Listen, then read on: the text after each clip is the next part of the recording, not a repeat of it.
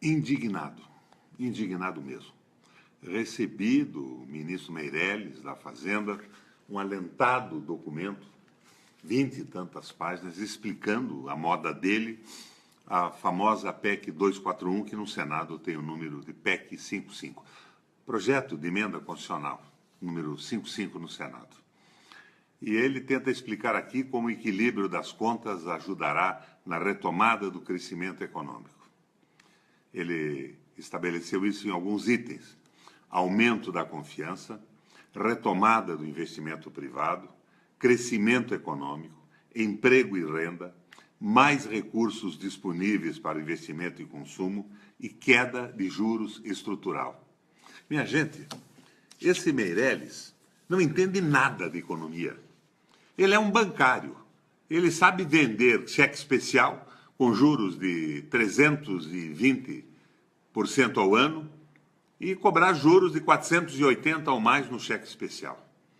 A minha indignação é absoluta. Essa proposta quer simplesmente liquidar com o Brasil. Ela joga todo o peso de um tal ajuste fiscal em cima do povo, das pessoas mais pobres, protege, estimula e beneficia os rentistas, os grandes bancos e os donos do capital. É um absurdo total.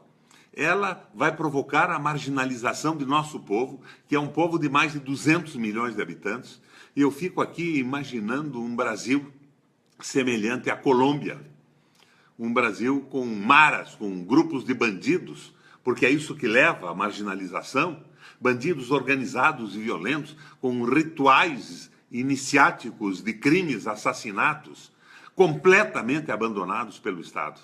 Me perdoe a indignação, mas essa indignação tem que ser levada a todos os brasileiros. Com o pessoal do meu gabinete, nós preparamos aqui um trabalho. O que este governo espera da famosa PEC 55? É esse o número dela no Senado. O ministro Henrique Meirelles mandou para o Congresso uma peça de ficção de 26 páginas, artisticamente encadernada, e com um longo anexo de perguntas e respostas, a fim de justificar o raio da PEC 55. Qualquer pessoa que tenha um mínimo de bom senso pode dispensar de ler o papelório e se concentrar exclusivamente na página 21, sob o título Como o equilíbrio das contas ajudará à retomada do crescimento econômico. Vejamos, um a um, cada efeito que Meirelles anuncia em relação à nova PEC, um novo projeto de emenda constitucional.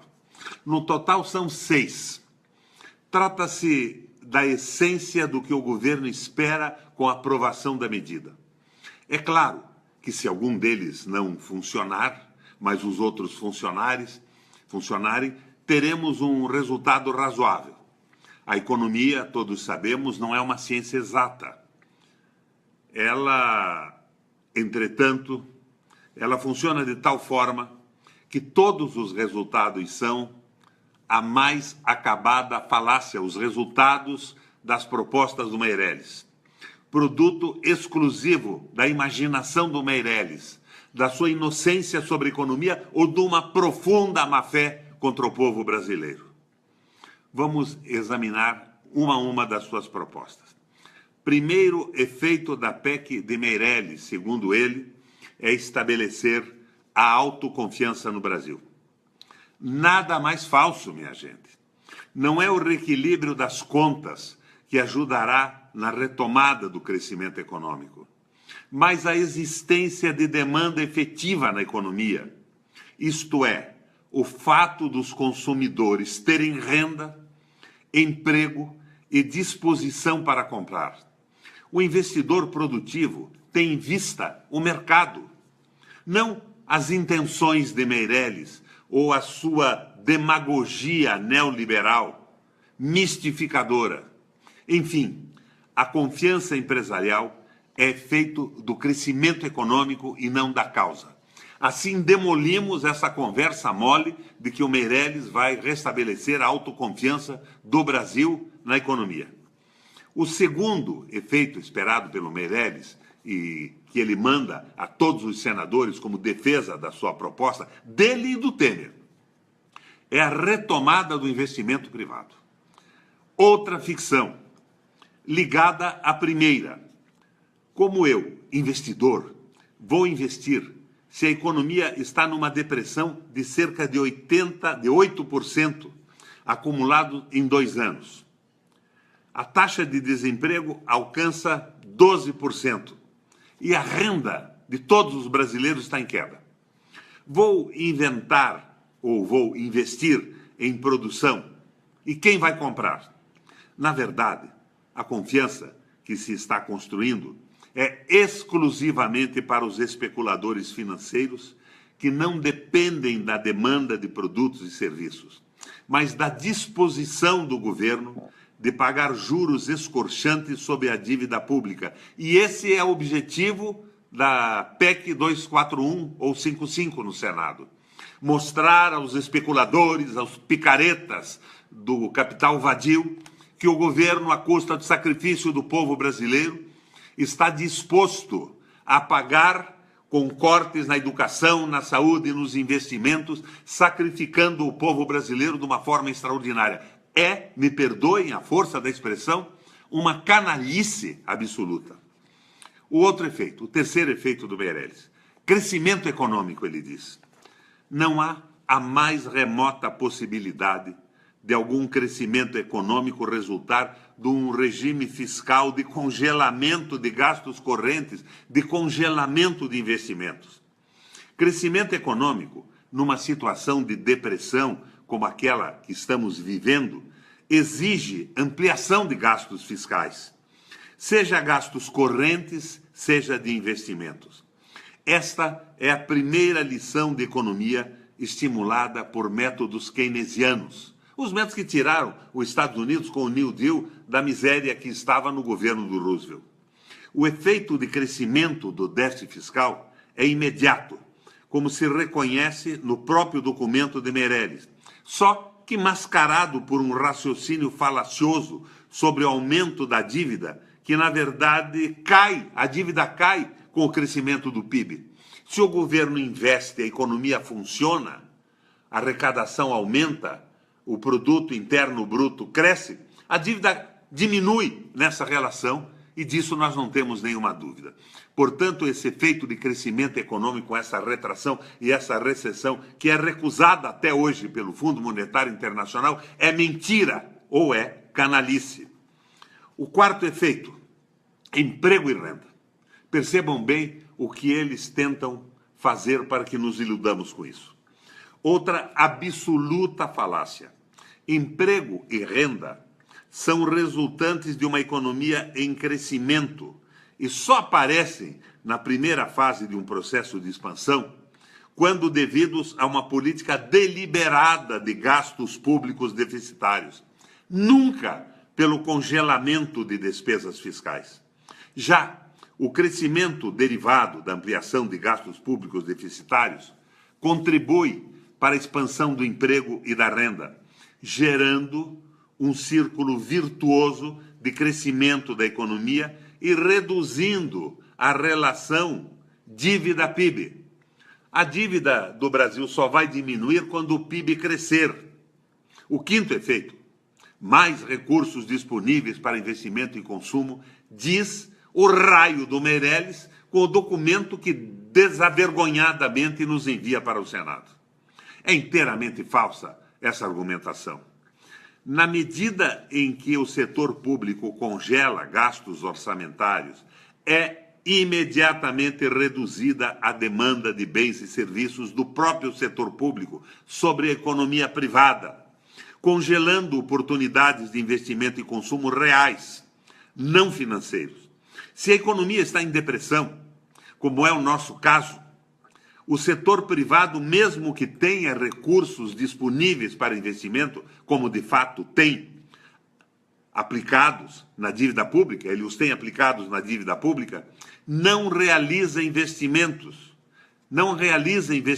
reais, porque não tem demanda, conforme mencionamos até aqui. Portanto, é mais uma ilusão, uma mentira e uma canalice.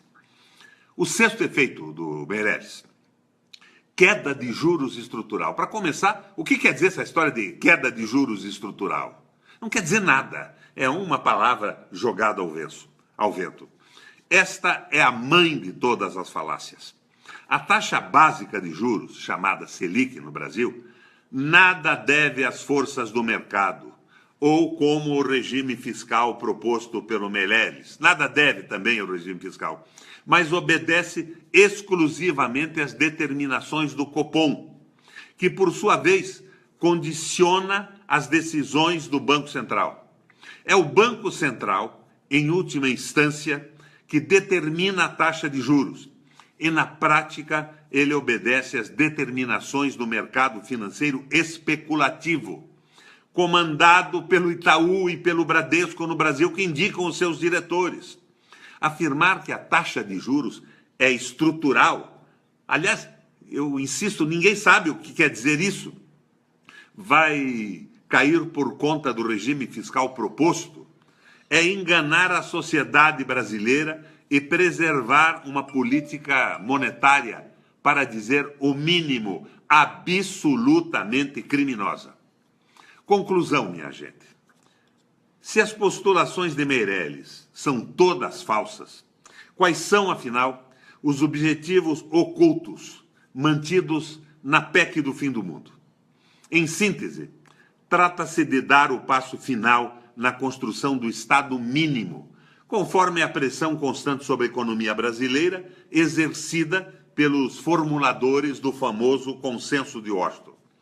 Para isto, é fundamental destruir o incipiente estado de bem-estar social que construímos ao longo de décadas, a fim de garantir espaço para especulação financeira, o que se constata pela proposição absurda do congelamento dos direitos sociais previstos na nossa Constituição e o silêncio absoluto em relação a medidas para agravar financeiramente o sistema financeiro. Querem cortar tudo, mas liberam todos os recursos originados do corte dos investimentos sociais, dos investimentos públicos do Estado, para pagar a famosa dívida interna, dívida pública, que tem os juros controlados pelo Copom, pelo Banco Central, nas mãos dos especuladores, dos rentistas e do pessoal que domina o mercado financeiro,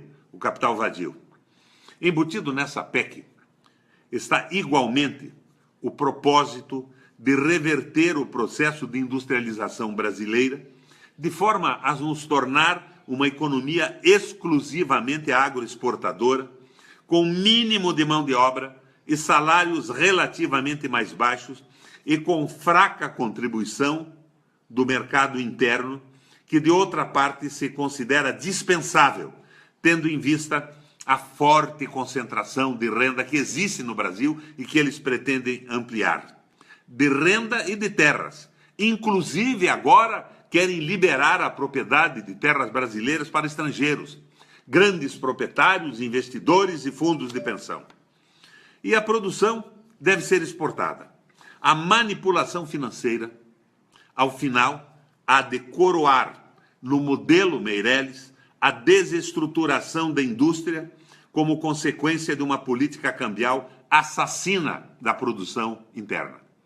O real sendo valorizado impede as exportações. E nós que estamos vendo a indústria brasileira diminuir ano a ano, vamos nos transformar num país produtor de commodities, um país que produz grãos para o mundo, celeiro do mundo, mas com um povo que não tem o que comer.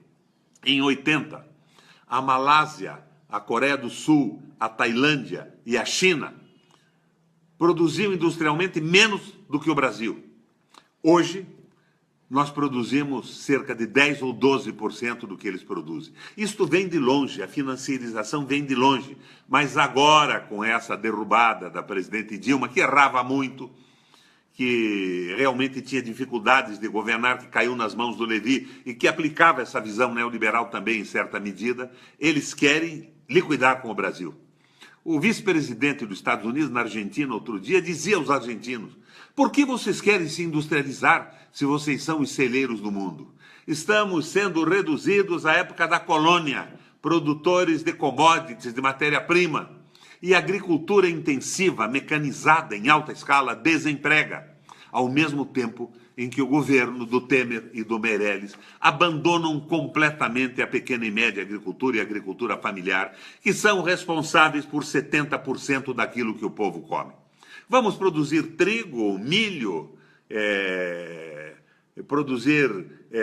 trigo, milho, basicamente, para fazer soja, para fazer a ração do gado de países desenvolvidos, e o nosso povo não vai comer, não vai viver. E o resultado disso é uma marginalização brutal, organização da violência, grupos de jovens como as maras na Colômbia, completamente abandonados pelo Estado ao Deus dará, sobrevivendo na violência, na falta de educação, na falta de perspectiva e de esperança. Minha gente, o que o governo espera, caso a PEC 241-55 no Senado seja aprovada? De acordo com o documento enviado pelo ministro da Fazenda ao Congresso para explicar a medida, há uma imensa desproporção entre o proposto e o desejado.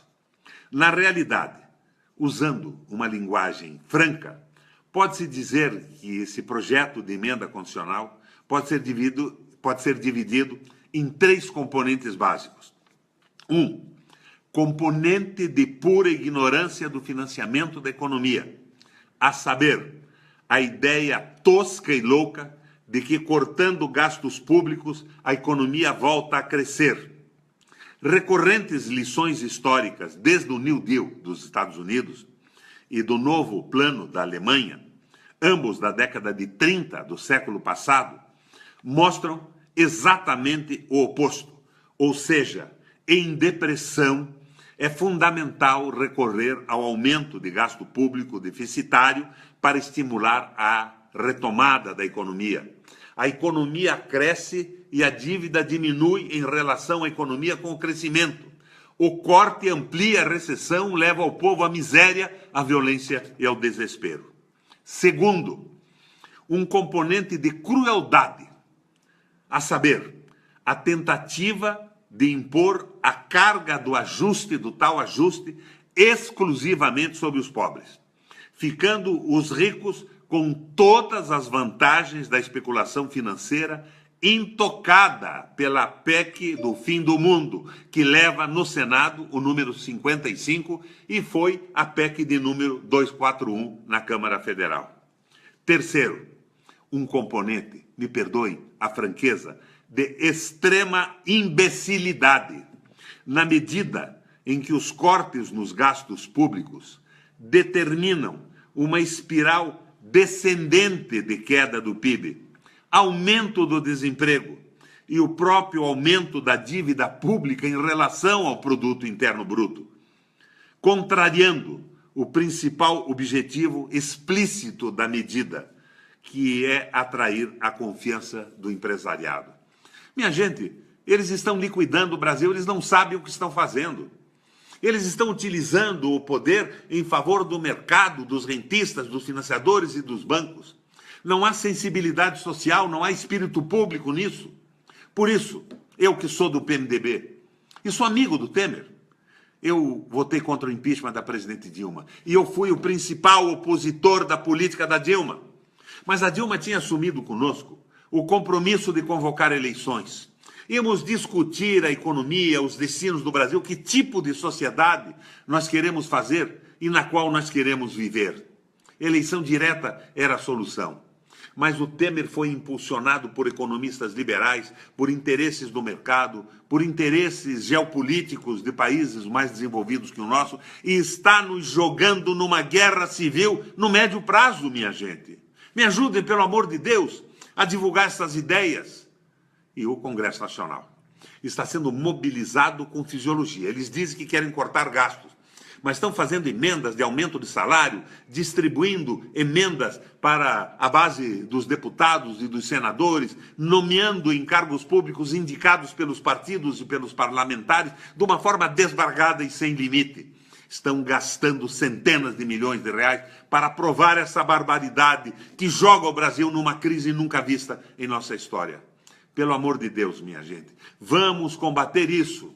Que maravilha os rapazes das escolas, paralisando tudo e dizendo não à PEC 241, 55 do Senado, a essa reforma do ensino que não é discutida com ninguém.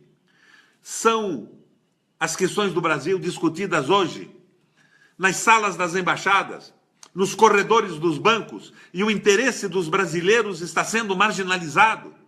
Minha gente, dizem que eu estou queimando a minha história política, que como a Globo, a mídia, apoia toda essa barbaridade, eu estou sendo liquidado como um possível candidato a qualquer cargo a ter os votos populares. Mas será que um mandato vale menos do que a história futura e a felicidade do Brasil? Será que o interesse público não deve prevalecer neste e em qualquer momento, a qualquer ambição eleitoral? Eu faço um apelo a vocês que me escutam até agora.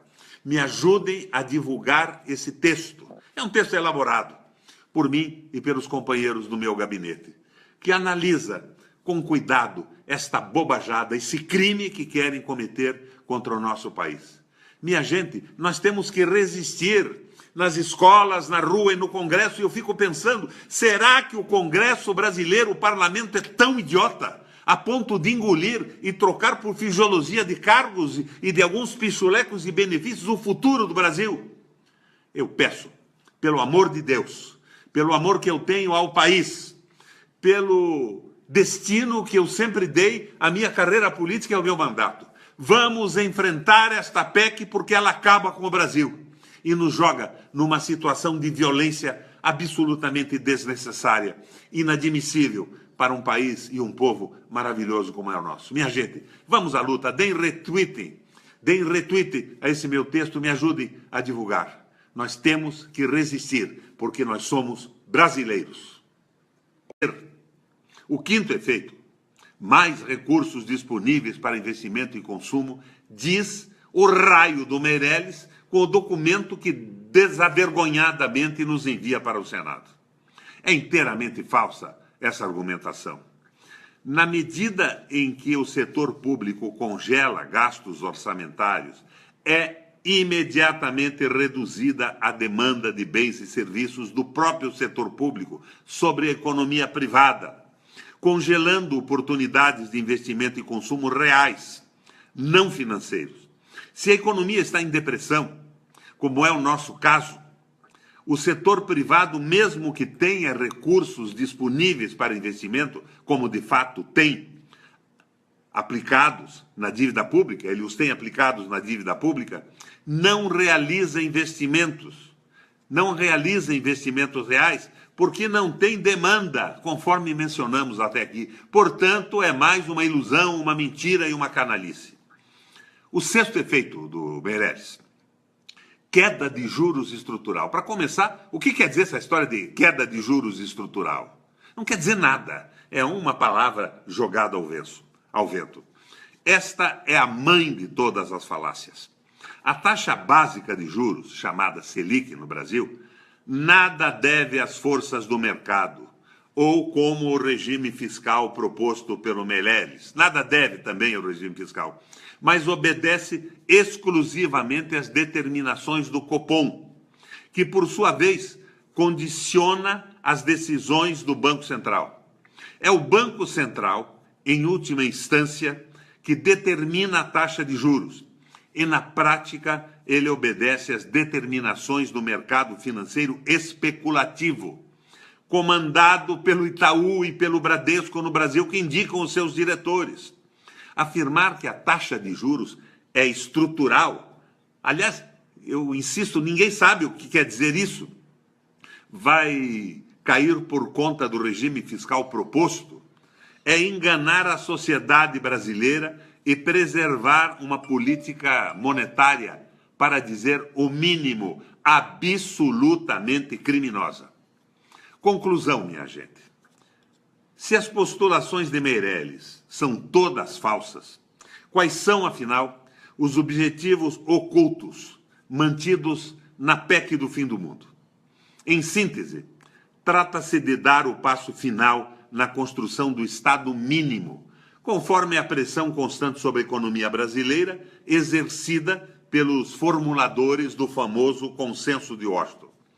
Para isto, é fundamental destruir o incipiente estado de bem-estar social que construímos ao longo de décadas, a fim de garantir espaço para a especulação financeira, o que se constata pela proposição absurda do congelamento dos direitos sociais previstos na nossa Constituição e o silêncio absoluto em relação a medidas para agravar financeiramente o sistema financeiro. Querem cortar tudo, mas liberam todos os recursos originados do corte dos investimentos sociais, dos investimentos públicos do Estado, para pagar a famosa dívida interna, dívida pública, que tem os juros controlados pelo Copom, pelo Banco Central, nas mãos dos especuladores, dos rentistas e do pessoal que domina o mercado financeiro,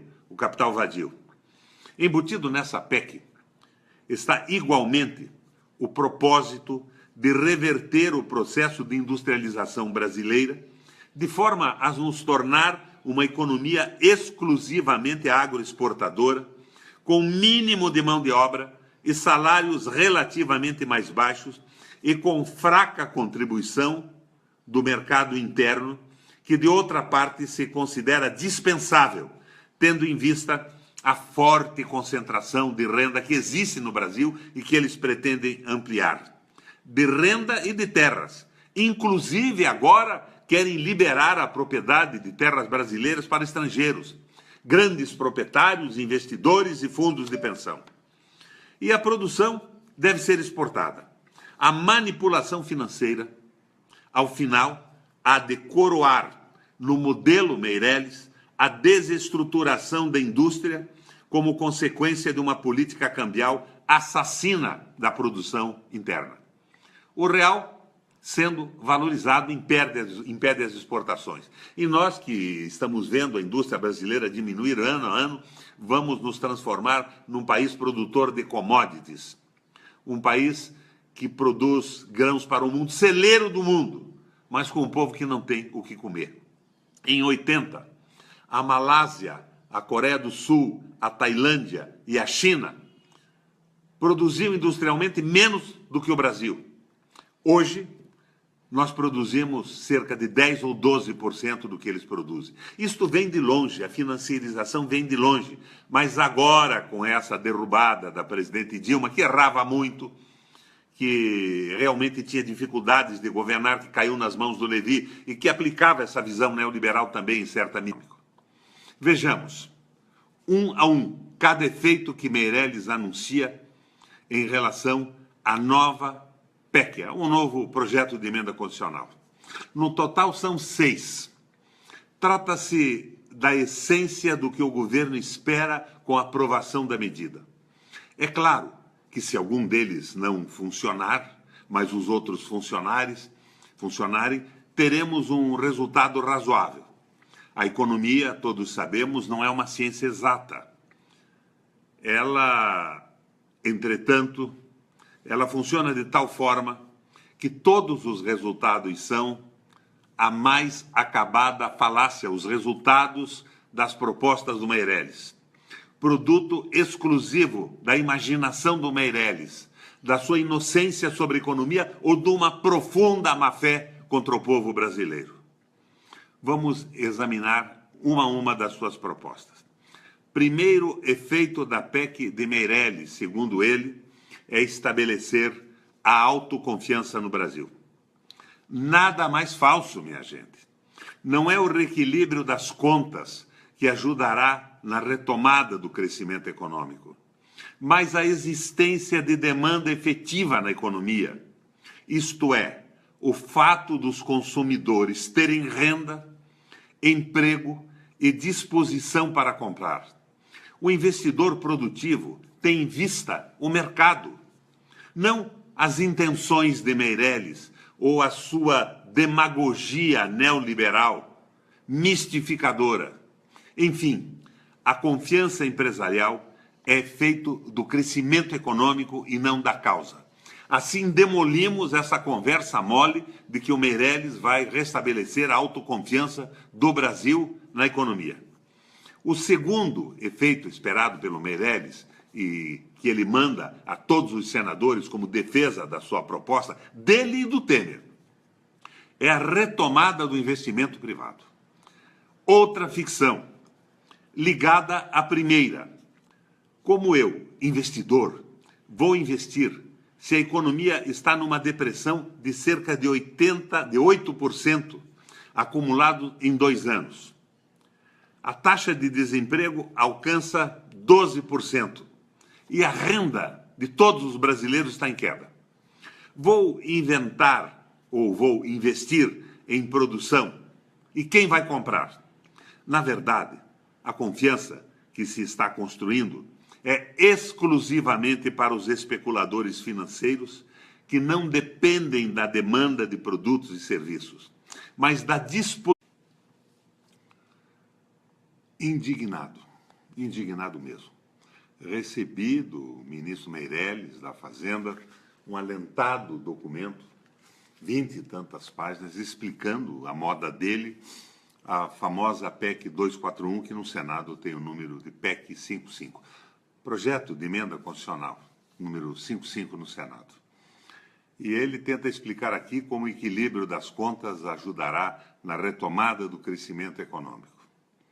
Ele estabeleceu isso em alguns itens: aumento da confiança, retomada do investimento privado, crescimento econômico, emprego e renda, mais recursos disponíveis para investimento e consumo e queda de juros estrutural. Minha gente, esse Meirelles não entende nada de economia. Ele é um bancário. Ele sabe vender cheque especial com juros de 320% ao ano e cobrar juros de 480% ou mais no cheque especial. A minha indignação é absoluta. Essa proposta quer simplesmente liquidar com o Brasil. Ela joga todo o peso de um tal ajuste fiscal em cima do povo, das pessoas mais pobres, protege, estimula e beneficia os rentistas, os grandes bancos e os donos do capital. É um absurdo total. Ela vai provocar a marginalização de nosso povo, que é um povo de mais de 200 milhões de habitantes, e eu fico aqui imaginando um Brasil semelhante à Colômbia, um Brasil com maras, com grupos de bandidos, porque é isso que leva à marginalização, bandidos organizados e violentos, com rituais iniciáticos de crimes, assassinatos, completamente abandonados pelo Estado. Me perdoe a indignação, mas essa indignação tem que ser levada a todos os brasileiros. Com o pessoal do meu gabinete, nós preparamos aqui um trabalho.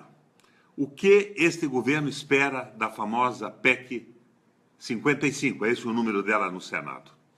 O ministro Henrique Meirelles mandou para o Congresso uma peça de ficção de 26 páginas, artisticamente encadernada, e com um longo anexo de perguntas e respostas, a fim de justificar o raio da PEC 55. Qualquer pessoa que tenha um mínimo de bom senso pode dispensar de ler o papelório e se concentrar exclusivamente na página 21, sob o título Como o equilíbrio das contas ajudará a retomada do crescimento econômico. A posição do governo de pagar juros escorchantes sobre a dívida pública. E esse é o objetivo da PEC 241 ou 55 no Senado. Mostrar aos especuladores, aos picaretas do capital vadio, que o governo, à custa do sacrifício do povo brasileiro, está disposto a pagar com cortes na educação, na saúde e nos investimentos, sacrificando o povo brasileiro de uma forma extraordinária. É, me perdoem a força da expressão, uma canalice absoluta. O outro efeito, o terceiro efeito do Meirelles, Crescimento econômico, ele diz. Não há a mais remota possibilidade de algum crescimento econômico resultar de um regime fiscal de congelamento de gastos correntes, de congelamento de investimentos.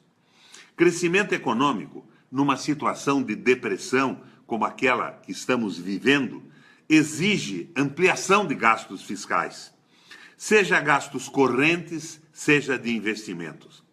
Esta é a primeira lição de economia estimulada por métodos keynesianos, os métodos que tiraram os Estados Unidos com o New Deal da miséria que estava no governo do Roosevelt. O efeito de crescimento do déficit fiscal é imediato, como se reconhece no próprio documento de Meirelles, só que mascarado por um raciocínio falacioso sobre o aumento da dívida, que na verdade a dívida cai com o crescimento do PIB. Se o governo investe, a economia funciona, a arrecadação aumenta, o produto interno bruto cresce, a dívida diminui nessa relação e disso nós não temos nenhuma dúvida. Portanto, esse efeito de crescimento econômico, essa retração e essa recessão, que é recusada até hoje pelo Fundo Monetário Internacional, é mentira ou é canalice. O quarto efeito, emprego e renda. Percebam bem o que eles tentam fazer para que nos iludamos com isso. Outra absoluta falácia. Emprego e renda são resultantes de uma economia em crescimento e só aparecem na primeira fase de um processo de expansão quando devidos a uma política deliberada de gastos públicos deficitários, nunca pelo congelamento de despesas fiscais. Já o crescimento derivado da ampliação de gastos públicos deficitários contribui para a expansão do emprego e da renda, gerando um círculo virtuoso de crescimento da economia e reduzindo a relação dívida-PIB. A dívida do Brasil só vai diminuir quando o PIB crescer.